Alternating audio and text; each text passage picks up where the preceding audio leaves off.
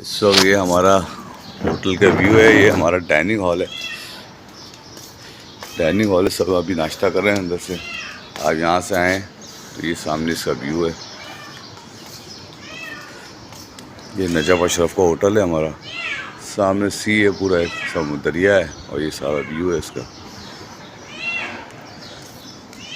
आगा साहब नाश्ता कर रहे हैं।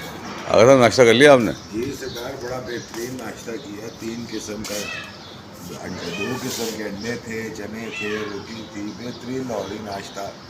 व्यू आपको कैसा लगा इसका? व्यू बड़ा खूबसूरत है। मौसम बड़ा अच्छा हुआ है, ठंडी हवा है। हाँ, सामने दरियाए नजफ़ है। बेहतरीन खूबसूरत व्यू।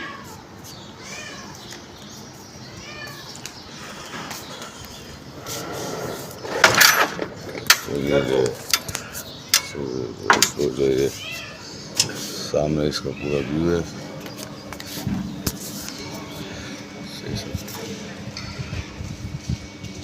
अभी नाश्ता हो रहा है यहाँ पर। ये इसका और ये सामने व्यू है पूरा। होटल जमजम नजफ़ अशरफ।